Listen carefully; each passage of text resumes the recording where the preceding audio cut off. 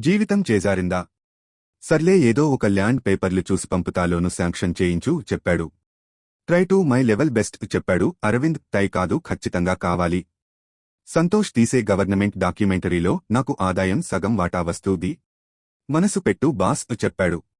నిజానికి బ్యాంక్లో స్టాఫ్ తిరుమలకెళ్లినా, అన్నవరం వెళ్లినా, యాదగిరిగుట్ట, శ్రీశైలంని పుణ్యక్షేత్రాలకెళ్లినా భాస్కరానికి చెప్పే గదులు, స్పెషల్ దర్శనం ఏర్పాటు చేయిస్తూ టాడు అరవింద్.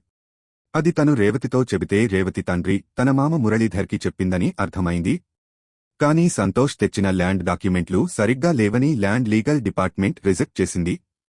అరవింద్ చేసేదేమీ లేక చేతులెత్తేశాడు. అప్పట్నుంచి అరవింద్ ఫోన్ ఎత్తడం మానేశాడు భాస్కర్. ఇప్పుడు మావయ్య ఆబ్లిగేషన్ ఎలా ఫుల్ఫిల్ చేయాలో అర్థం కాక జుట్టు పీక్కున్నాడు. అతడికి భార్య దర్శనం లిస్ట్ ఇచ్చింది. తన పేరు తప్ప లిస్ట్లో అందరి పేర్లు ఉన్నాయి. నా పేరు రాయలేదా? అడిగాడు. వచ్చే పనైతే రాసుకోమన్నాడు నిర్లక్ష్యంగా చెప్పింది రేవతి. మీరు వెళ్లాలని డిసైడ్ అయిపోయారా అడిగాడు. దేవుడి దగ్గరకు వెళ్లడానికి కూడా మీ పర్మిషన్ కావాలా పెడసరంగా అంది రేవతి. పర్మిషన్ గురించి కాదు, వారం రోజులు పిల్లలకు చదువులు పోవా అన్నాడు కోపంగా. పోనివ్వండి, ఏం కాదు. అయినా ఆ చెత్త కథలు రాసుకుంటూ కూర్చోకపోతే పోయిన క్లాసుల్ని మీరు చెప్పండి అంది రేవతి. అరవింద్కా ఒళ్ళు మండింది. నా కథల జోలి నీకెందుకు? నీ ఏడుపు ఏదో నువ్వు ఏడువు అని విసురుగా బయటకు నడిచాడు. వెనుకనుండి భార్య గొణగడం వినిపించింది అరవింద్. మరునాడు మామ మురళీధర్ ఫోన్ చేశాడు. అబ్బాయ్, అమ్మాయి లిస్ట్ ఇచ్చింది కదా? మినిస్టర్ లెటర్కి ట్రై చేస్తూ నావ్ కదూ అడిగాడు ఆయన. ట్రై చేస్తూ నాను మామయ్యగారు చెప్పాడు అరవింద్. మళ్లీ భాస్కర్కి ఫోన్ చేశాడు. మరో రింగ్ తర్వాత భాస్కర్ నిర్లక్ష్యంగా ఫోన్ లిఫ్ట్ చేసి చెప్పు అరవింద్ అడిగాడు. బాస్, మా ఫ్యామిలీ తిరుమల దర్శనానికి వెళ్లాలనుకుంటోంది, ప్లీజ్ ఈ ఒక్కసారికి సాయం చేయవు అడిగాడు. భాస్కర్ ఏమనుకున్నాడో ఏమో. సరే, పేర్లు పంపు చెప్పాడు. అరవింద్ ఎస్ చేశాడు. అందులో తన పేరు పంపలేదు. గంట తర్వాత భాస్కర్ ఫోన్ చేసి పిల్ల రద్దీ ఎక్కువగా ఉందట బాస్, మినిస్టర్స్ లెటర్స్కి దిక్కులేదట చెప్పాడు. అరవింద్ ఏదో మాట్లాడబోయేలోపు ఫోన్ కట్ అయ్యింది. భాస్కర్ ప్రతీకారం తీర్చుకున్నాడనిపించింది. నిస్పృహ ఆవరించింది అరవింద్కి. మావయ్య వాళ్లు ఆశ పెట్టుకున్నారు, తన వల్ల కాలేదని చెప్పడానికి నోరు రాలేదు. తన అసమర్థత గురించి తన ముందే జోకులేసుకుంటారు తండ్రి కూతుళ్ళు. అది ఇంకా దుర్భరం. తన బావమరిదా అత్త కూడా వచ్చి కామెంట్స్ విసురుతారు. బావకు అంత సీన్ లేదులే అక్కా శ్రీకాంత్ సెటైర్. పాపం ఆ పిల్లాడికి ఏం తెలుసు అమ్మాయి, ఆ బ్యాంకు లెక్కలు, ఆ పిచ్చి కథలు తప్ప. అత్త వెటకారం కళ్లముందే కనిపించింది. మరో ఇద్దరి ముగ్గురు ద్వారా ట్రై చేశాడు. తెలుగు మహాసభలు జరుగుతున్నాయి. పైగా రాష్ట్రపరతి వస్తున్నాడు. నువ్వు చెప్పే రోజుల్లో దర్శనం దుర్లభం మరో మిత్రుడు చెప్పాడు. అతడికి దగ్గర బంధువు ఒకరు టీడొట్లో పనిచేస్తూ ఉన్నట్టు తెలిస్తే అడిగి చెప్పాడు. రాత్రి ఇంటికి వచ్చాక వాకిట్లో నే అడిగింది రేవతి. దర్శనానికి మంత్రి లెటర్ తీసుకున్నారా? నాన్న రెండుసార్లు ఫోన్ చేసి గుర్తుచేశాడు చెప్పింది. పేర్లు పంపాను చెప్పాడు. గదిలోకి వెళుతూ స్నానం చేసి బెడ్మీద వాలితే నిస్త్రానగా అనిపించింది. తన అజ్ఞాత పాఠకురాలైన వసుంధరకి మెసేజ్ పెట్టాడు. తన ఫ్రెండ్కి దర్శనం సమస్య ఎదురైనట్టు. వసుంధర ప్రశాంతంగా విని అయ్యో పాపం అని రిప్లై ఇచ్చింది. ఇప్పుడు బ్రేక్ దర్శనం ఇప్పించకపోతే మావాడు నపుంసకుడి క్రిందే లెక్క ఇంట్లో చెప్పాడు. మరీ దారుణంగా ఉన్నదండి మీ ఫ్రెండ్ అత్తా మామల ధోరణి. కనీసం ఆ మహాతల్లి ఆయన భార్య అయినా అర్థం చేసుకోదా అంది వసుంధర. అర్థం చేసుకుంటే సమస్యలు ఎందుకుంటాయి అన్నాడు. నిజమే, రైటర్లకు ఇటువంటి సమస్యలు కూడా కథావస్తువులు అవుతాయి అని నవ్వుతూ మెసేజ్ ఇచ్చింది. అరవింద్ గుడ్ నైట్ చెప్పి మెసేజెస్ ఆపుచేశాడు. ఆలోచనల్లో పడింది వసుంధర. తన ఎండి రామకృష్ణ దగ్గరి బంధువులెవరో సెక్యూరిటీ చీఫ్గా పనిచేస్తున్నారు. తాము ఒకసారి క్యాంప్ మీద వెళ్లినప్పుడు బ్రేక్ దర్శనం ఏర్పాటు చేయించాడు రామకృష్ణ. గర్వంగా కాలర్ కూడా ఎగరేశాడు. రామకృష్ణ అరవింద్ సమస్య పరిష్కారానికి రామకృష్ణ సహకారం అడిగితే ఎలా ఉంటుంది? దాన్ని అతడు అడ్వాంటేజ్ తీసుకొని ముందుకు వస్తే ఏమైతే అది కానివ్వమని రామకృష్ణ ఛాంబర్లోకి వెళ్ళింది. చెప్పు వసు అడిగాడు రామకృష్ణ. సర్, కాస్త మీ సాయం కావాలి సర్ అడిగింది. ఏం కావాలి? పైసలేమైనా కావాలా? అడ్వాన్స్ శాలరీ ఇవ్వనా? గలగలా అడిగాడు. అలాంటిదేం లేదు సార్. మా రిలేషన్స్ తిరుమలకి వెళ్తున్నారు. కాస్త బ్రేక్ దర్శనానికి అవకాశం కల్పించాలి అడిగింది. ఒక నిమిషం వసుంధర ముఖంలోకి చూసి, అదేమంత చిన్న విషయం అనుకుంటున్నావా? బ్రహ్మోత్సవాల సమయం. వి.ఐ పిల్ల తాకిడి ఎక్కువ గొణిగాడు కళ్లద్దాల్లోచి వసుంధర నడుంవైపు చూస్తూ. అతడి చూపుల తీరు చూసి చీర సరిచేసుకుంది. ప్లీజ్, అవకాశం ఉంటే చూడండి సార్ అంది. వసుంధర బ్రతిమాలిన తీరు చూసి ఫ్లాట్ అయ్యి, సర్లే పెళ్ళివ్వు చెప్పాడు. కాసేపట్లో ఇస్తా సార్ అంది. బంధువులన్నావు, పేర్లు తెలీదా? చూపుల్ని గుండెల వైపుకి పోనిస్తూ అన్నాడు. పేర్లు తెలుసు సార్, కాని ఎంతమంది వెళతారో తెలీదు, తోచింది చెప్పింది. సర్లే పేర్లు ఫైనల్ చేసి తీసుకురా చెప్పాడు. 2 మినిట్స్ సార్ అని గబగబా తన సీటు దగ్గరకు నడిచి ఫోన్ చేతికి తీసుకుంది. ఆ సంతోషంతో కాల్ చేయాలనుకుంది. కాని కాల్ చేస్తే తామ స్త్రీయో పురుషుడో తెలిసిపోతుందని మెసేజ్ పెట్టింది. తిరుమలకి పోవాలనుకునే మీవాళ్ల జాబితా ఇస్తే నేను ట్రై చేస్తా అరవింద్ గారు. కీ చప్పుడుతో లోకంలోకి వచ్చిన అరవింద్ నిజంగావా అడిగాడు ఆనందంతో. 100% నిజం గురువుగారు ఆన్సర్ ఇచ్చింది. అరవింద్కి ఊపిరి వచ్చినట్లయింది. చకచకా అన్ని పేర్లు కొట్టి అందులో తన పేరు కూడా యాడ్ చేసుకున్నాడు. అరవింద్ పంపిన పేర్లను ఎం.డి. రామకృష్ణకు ఫార్వర్డ్ చేశా. ఈ నేమ్స్ పంపాను సర్ చెప్పింది నంబర్ సెల్ చూసుకుంటూ. ఒకే వసు చెప్పాడు. మరునాడు చీఫ్ సెక్యూరిటీ షణ్ముగం ఇచ్చాడు. రామకృష్ణ, రామం దర్శనం టైట్గా ఉంది. ట్రై చేస్తాను చెప్పాడు. ట్రై కాదు బాబాయ్, తప్పక దర్శనం చేసుకోవాలి చెప్పాడు బ్రతిమాలుతున్న ధోరణిలో. సర్లే నేమ్స్ పంపు చెప్పాడు. వసుంధర తనకు పేర్లు పంపినవారందరి ఐడి ప్రూఫ్ లతో వెళ్లమని మెసేజ్ పెట్టింది. అదే చెప్పాడు భార్య రేవతికి. మామ మురళీధర్ మంచిది అల్లుడుగారు. తీరా అక్కడికి వెళ్ళక వాళ్లు హ్యాండ్సప్ అంటే అడిగాడు. అలా ఏం జరగదు, మీరు వెళ్ళిరండి మావయ్యగారు చెప్పాడు. మరునాడు ఇంటికి వచ్చిన మామ మురళీధర్, అల్లుడు ఐడి ప్రూఫ్లు కంపల్సరా. శ్రీకాంత్ గాడి పాన్ కార్డు కనబడడం లేదు చెప్పాడు. అయినా ఈ ఐడి ప్రూఫ్ గొడవేంటి విసుగ్గా అంది రేవతి. ఇప్పటికీ డొట్టి నిబంధనలు ఏం చేస్తా చెప్పాడు అరవింద్. ఇంతకాలానికి ఒక మంచి పని చేశారు అంది అత్త అఖిలాండేశ్వరి నవ్వుతూ. అత్తవైపు కొరకొరా చూస్తూ బయటికి నడిచాడు అరవింద్. వెనుకవైపు నుండి నవ్వులు వినిపించాయి. వెర్రి వెంగళప్ప పోన్లే ఎవడ్నో పట్టాడు. మావయ్య ఎద్దేవా వినిపించింది. మొత్తానికి ఆయనగారికి భలే పని పెట్టావు నాన్నా అంది రేవతి. అయినా ఎందుకైనా మంచిదని చైర్మన్ పి.ఏకి నాకు తెలిసినవాళ్ల ద్వారా ఫోన్ చేయిస్తూ నానమ్మాయ్, మీ ఆయన ఫెయిలైతే చైర్మన్ పి.ఏ సహకారం తీసుకుందాం. మంచి పని చేశారు అభినందనగా భర్త వైపు చూసింది అఖిలాండేశ్వరి. మీతో మాట్లాడాలి అనుకుంటున్నాను మెసేజ్ పెట్టింది వసుంధర. ఓ గుడ్ కాల్, మీరు చేస్తారా? నన్ను చేయమంటారా అడిగాడు ఆతృతగా. నేనే చేస్తాను చెప్పింది. వెల్కమ్ చెప్పాడు. అన్నట్టుగానే ఆ రోజు సాయంత్రం తన ఆఫీస్ అయిపోయాక 6 గంటలకు కాల్ చేసింది. హాయ్ అన్నాడు. గుడ్ ఈవినింగ్ సార్ అంది. గుడ్ ఈవినింగ్ చెప్పాడు. కథ నా స్నేహితురాలిది కాదు, నాదే చెప్పింది. గెస్ చేశాను అన్నాడు. నేను కూడా. మీరు చెప్పిన కథలో పాత్ర మీదేనని అర్థమైంది అంది. Good intelligent. సో ఇద్దరం బాధితులమే అన్నాడు. మీరు మగమహారాజు సార్.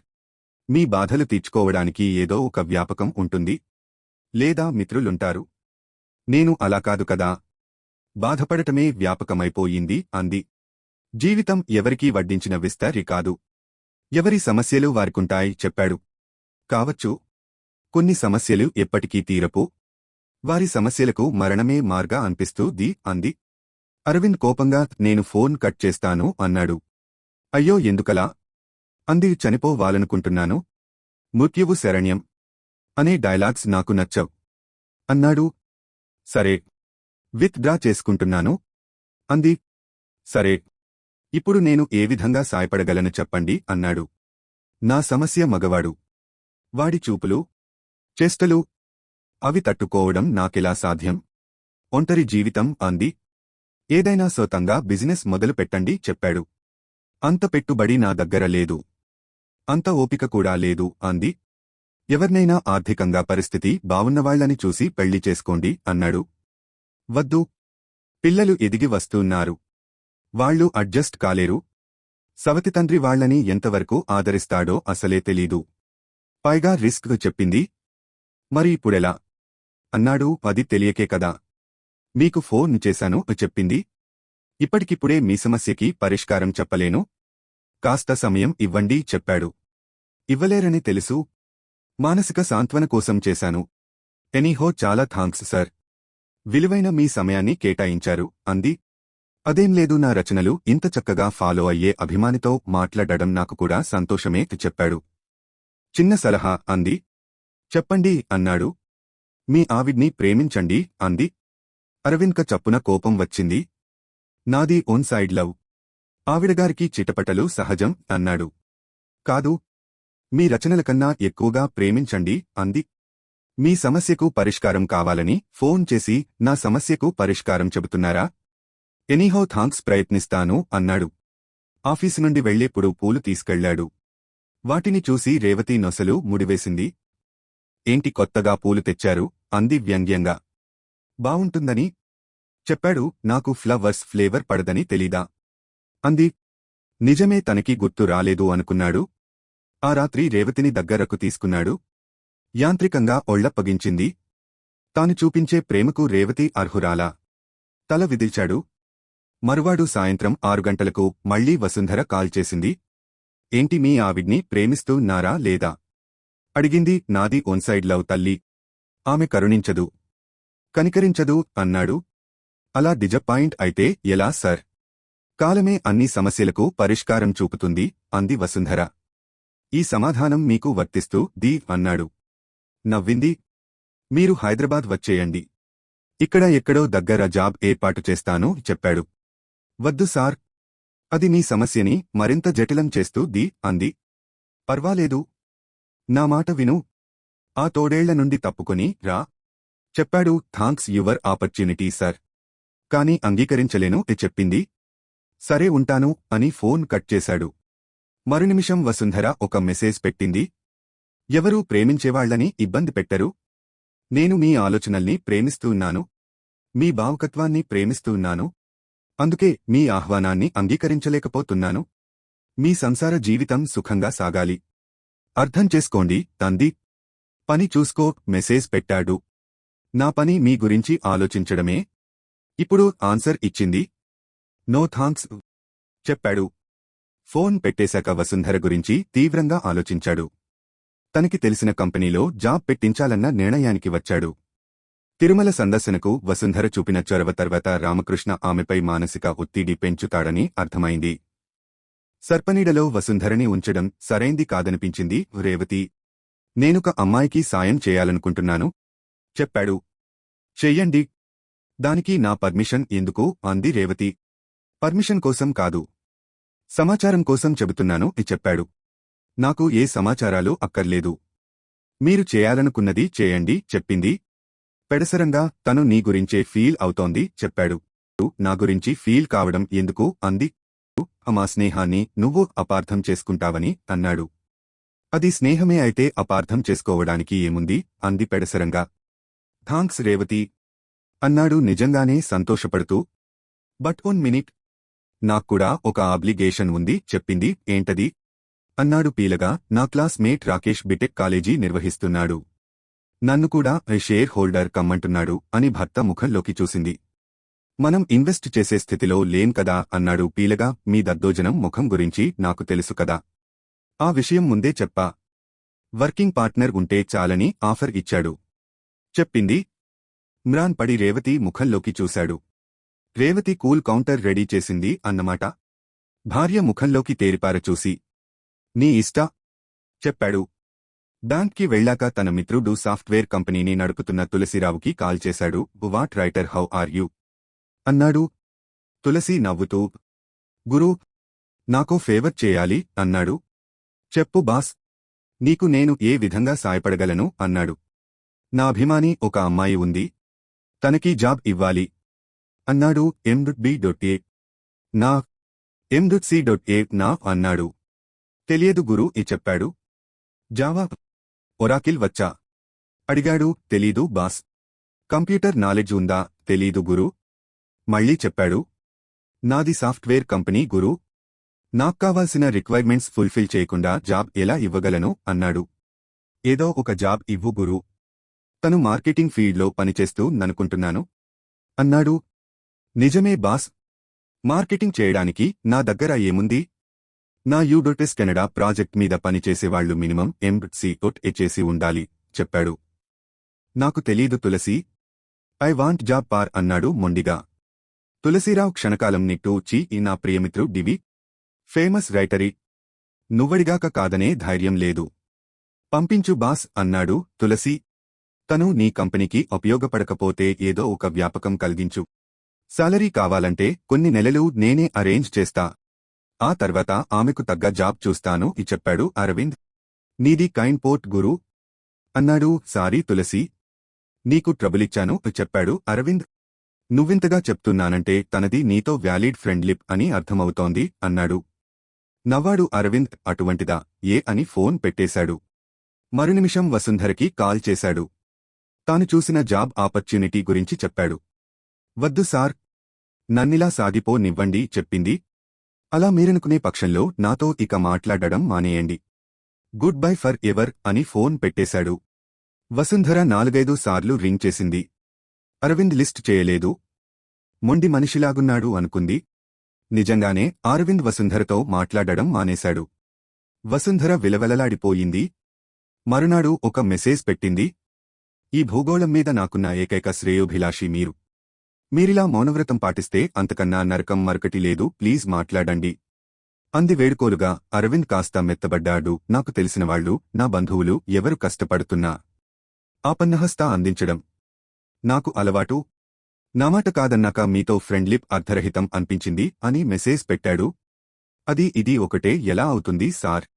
నా వల్ల అసలే అంతంతమాత్రంగా ఉన్న మీ వివాహ జీవితం ఒడిదుడుకులకు లోనవుతుందన్నది నా ఉద్దేశం చెప్పింది. నేను మా ఆవిడ 100 విషయాల్లో విభేదిస్తా. అంతమాత్రాన నన్ను ఎవరికీ సాయం చేయవద్దనడం హ్యూమానిటీ ఎలా అవుతుంది అన్నాడు.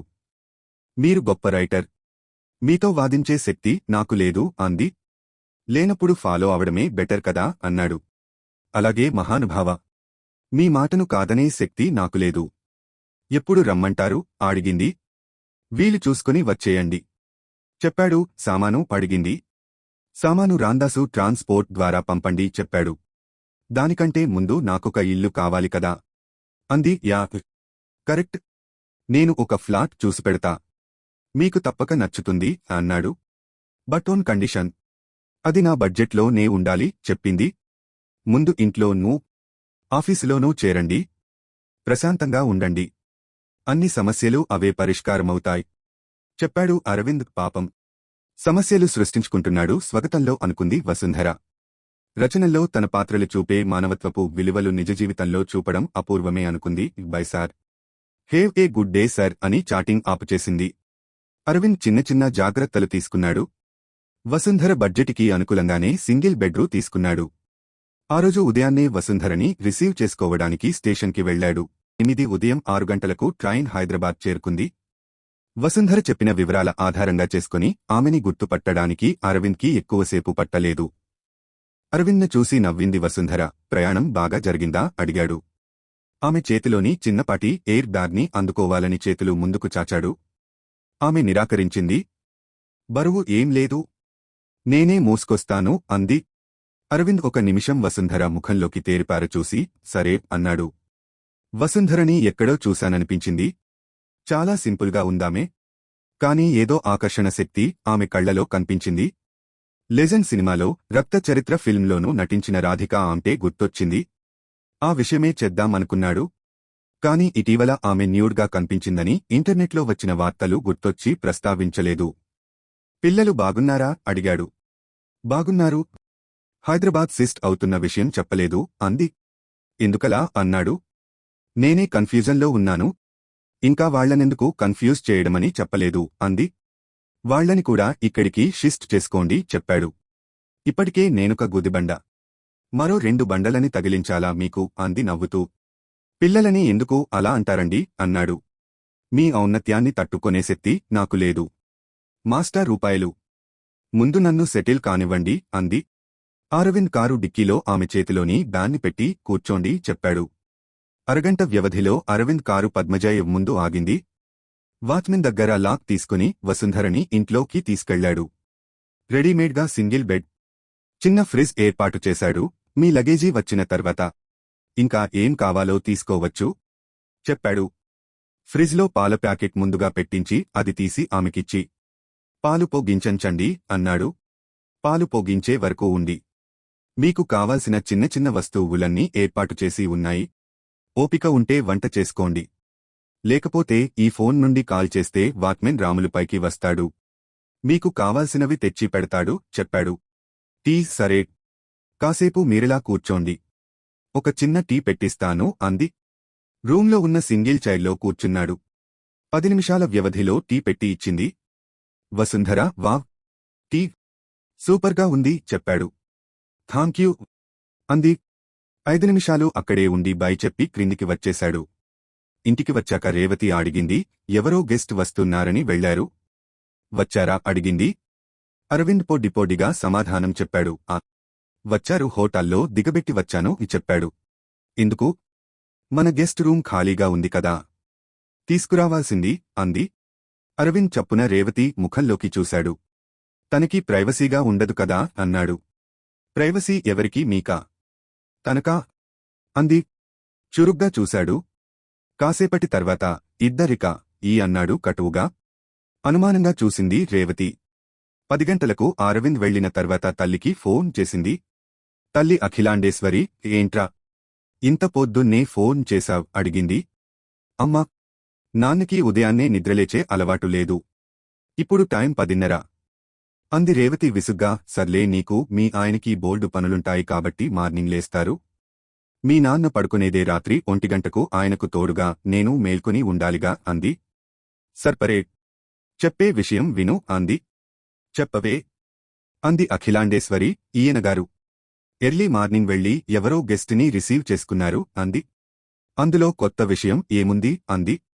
ఆయన మిత్రుడు దగ్గర్నుంచి కారు తెచ్చుకుని స్వంతంగా డ్రైవ్ చేసుకుంటూ వెళ్లారు. అంత స్పెషల్ గెస్ట్ ఎవరా అన్నది నా సందేహం అంది రేవతి. ఆ పిల్లాడ్నే అడిగి చూడకపోయావా అంది. సర్లే, నీ సలహా ఏడ్చినట్టు ది నాన్నకు ఫోన్ ఇవ్వు అంది. మురళీధర్రావు పక్కమీద నుండే, ఏంట్రా రేవు అన్నాడు. ఏం లేదు, మీ అల్లుడుగారి లీలా వినోదం మీద ఒక కన్నేయండి అంది. ఇప్పుడేమైందిరా అడిగాడు అనునయంగా. మళ్ళీ మొదట్నుంచి చెప్పడం నా వల్ల కాదుగాని అమ్మని అడుగు అని ఫోన్ పెట్టేసింది. ఎప్పుడు కోపం దీనికి 360 డిగ్రీస్లో ఉంటుంది అని అఖి టీ పట్రా చెప్పాడు. గంటన్నర తర్వాత మురళీధర్రావు అఖిలాండేశ్వరి కూతురి సమక్షంలో ఉన్నారు. ఏమైంది బంగారు అడిగారు. బంగారం లేదు, ఇత్తడి లేదు, అతడి శాడిజాన్ని భరించలేను, విడాకులు ఇప్పించండి అంది. నోరు నొక్కుకుంది అఖిలాండేశ్వరి. నిజం ప్రదర్శించేంత అవకాశం ఆ పిల్లాడికి నువ్వెప్పుడు ఇచ్చావ్? ఎప్పుడూ నీదేగా అప్పర్యోండ్ అంది. శాడిజం అంటే 3rd డిగ్రీ ప్రయోగించడం కాదు, పెళ్లాంకి సమాచారం ఇవ్వకుండా ముంగిలా ఉండడం కూడా శాడిజమే అంది కఠినంగా రేవతి. ముప్పే అవునవును తబలా వేశాడు మురళీధర్రావు. వాడేం ఇంకా నిద్ర లేవలేదా అడిగింది తమ్ముడ్ని ఉద్దేశించి. వచ్చేప్పుడు తట్టిలేపి వచ్చాం, లంచ్కి ఇక్కడికే వచ్చేయమని చెప్పింది అఖిలాండేశ్వరి. అలా చెప్పి ఊపుకుంటూ రాకపోతే మార్కెట్లో చేపలో మాంసమో పట్టుకురాచురు అంది రేవతి. నువ్వేదో బాధపడుతున్నావని ఇలాగే వచ్చేశాం బేబీ. ఎంత నిమిషంలో రాను అన్నాడు మురళీధర్రావు. ఈయనగారికి ఎప్పుడూ తిండి యావే అంది భర్తని చూస్తూ. నాన్నకు సరిగా ఎప్పుడు వండి పెడుతున్నావే? ఎప్పుడూ ఆరోగ్యం పేరుతో ఆకులు మొలకలు వండి పెడుతుంటావ్ అంది నవ్వుతూ. ఈ మాట నీ మొగుడి విషయంలో కూడా అడుగుతున్నానే. ఆ పిల్లాడి రుచులు అభిరుచులు పట్టించుకొంటున్నావా అంది అఖిల. అతగాడికి నా వంటలు ఎప్పుడు నచ్చి ఏడ్చాయి గనుక సగం రోజులు బయటే భోజనం చేసి వస్తూటాడు. నేను బ్రతిమాలడం మానేశాను. నెత్తిన ఎక్కుతుంటారు అంది ఈసడింపుగా. సర్లే, చిటపటలు ఆపి ₹1 కూర్చొని మాట్లాడుకోండి అంది. తల్లి ముఖంలోకి తీక్షణంగా చూసింది రేవతి. సరిగ్గా ఇదే సమయంలో ఫ్రెషన్ అయ్యి అరవింద్ కోసం ఎదురుచూస్తోంది వసుంధర. వసూ, నాకు బ్యాంకులో 1 అవర్ పని ఉంది. మధ్యాహ్నంకల్లా వచ్చేస్తాను. లంచ్ కూడా బయట చేద్దా చెప్పాడు. అలాగే మాస్టర్ రూపాయి అంది నవ్వుతూ వసుంధర. ఆమెకెందుకో సంతోషంగా ఉంది. ఒక మంచి ఆత్మీయ నేస్తంగా అరవింద్ లభ్యమయ్యాడన్న ఆనందం ఆమె ముఖంలో ప్రస్ఫుటించింది. చప్పున రామకృష్ణ గుర్తొచ్చాడు. అప్పటికే అతడివి 10 మిస్డ్ కాల్స్ ఉన్నాయి. 11వ కాల్గా తనే చేసింది. చెప్పండి సర్ అంది. క్షేమంగా చేరావా వసు అడిగాడు. ఆ పిలుపు ఎబ్బెట్టుగా అనిపించింది. ఇదే పిలుపు అరవింద్ నోట్లోంచి వస్తే తనలో ఆనందం తొణికిసలాడింది. క్షేమంగా చేరాను సర్. ఇక్కడ నా ఫ్రెండ్ నాకు జాబ్ ఏర్పాటు చేయడమే కాక నా అవసరాలన్నీ చూస్తున్నారు అంది. ఫ్రెండ్ అంటే స్త్రీ పురుషుడా? రామకృష్ణ నోటి కొసవరకు వచ్చి ఆగిపోయింది. నీకే అవసరమొచ్చినా చెప్పు వసు. అక్కడ వాలిపోతాను అన్నాడు. ఆ అవసరం రాదు. రాకూడదని అనుకుంటున్నాను సర్ అంది. రామకృష్ణ గతుక్కుమన్నాడు. స్త్రీని దేహవాంఛతో తప్ప మరో దృష్టితో చూడలేని రామకృష్ణ లాంటి వాళ్ల సహకారం ఏ ఆడదానికైనా శాపం అనుకుంది వసుంధర. ఒంటరిగా ఆడది దొరికితే ఆమెని ఎప్పుడెప్పుడు బెడ్ పైకి తీసుకెళ్లామా అన్న థర్డ్ గ్రేడ్ ఆలోచన తప్ప మరో ఆలోచన రాదని రామకృష్ణ లాంటి వాళ్ల వల్ల అర్థమవుతుంది. స్త్రీకి ముందు తీరాల్సింది మనస్సు ఆకలి. అది తీరాకే తన దేహవాంఛలు గురించి ఆలోచిస్తూది. తనని వ్యక్తిత్వం ఉన్న మనిషిగా చూసినప్పుడు ఏ మగాడి పట్ల అయినా సదభిప్రాయం కలుగుతుంది. మగాళ్ళు అరవింద్ సర్లా ఎందుకు ఉండరు? ఆ చూపుల్లో తేడా కనిపెట్టడం ఆడదానికి భగవంతుడిచ్చిన వరం. చాలాసార్లు గమనించింది అరవింద్ సర్ ఒక మంచి స్నేహం కోసం పరితపిస్తాడు తప్ప మంచి దేహం కోసం మాత్రం కాదు. నిస్సందేహంగా ఆ విషయం తనకు తెలుస్తోంది. వసుంధర ఆలోచనలో ఉండగా ఈ వీడియో మీకు నచ్చినట్లయితే లైక్ చేయండి, షేర్ చేయండి. మరిన్ని వీడియోల కోసం ఈ ఛానల్ని సబ్స్క్రైబ్ చేయండి.